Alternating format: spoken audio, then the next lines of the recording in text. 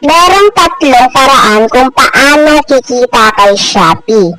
Ang live, ang Shopee video, at ang social media share link. At ang tuturo ko ay Shopee video kung paano mag-upload. Ayan, isearch nyo lang dyan yung items na ipopromote nyo.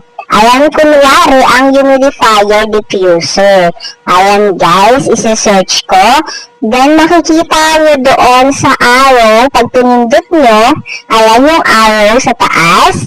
Ayan yung posibleng nyong maging commission. Ayan, affiliate commission. Ayan yung 2 pesos kung sakaling merong mag-order. At i-heart nyo yan. I-heart. Yan. Balik tayo sa home. At pindutin nyo yung live and video dun sa pinakababa. Ayan. Then, yung plus dito sa kanan. Ayan, mag-a-upload tayo ng video natin na ipopromote. Ayan, dun sa library. Then, meron na akong na-edit na video. Ayan guys, i-upload natin yung items na ipopromote. Then, next. Ayan guys. Then, i-adjust nyo lang yung volume ng inyong video. Ayan, kung gusto nyo malakas. Then, next.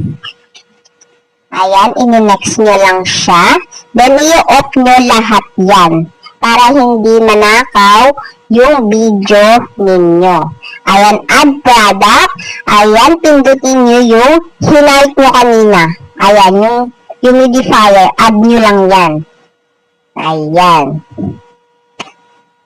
Then, maglalagay lang kayo ng caption. Na kahit anong caption na pang-attract. Ayan, kunwari yung hashtag humidifier diffuser. Then, attract hashtag free coins in Shopee video. Ganon. Ayan, kung etc. Ayan guys, kayo nang bahala kung anong gusto nyo ilagay dyan. Kung anong ikakasaya ng buhay nyo. Ayan, kapag natapos nyo i-type yan, select OK. Ayan, yung OK sa taas. Ayan. Maglagay kayo ng mga sticker pang pa-attract din yan guys. Then, OK. Post. Ayan. Mapopost na natin yan. Then, hintay lang kayong mag-successful.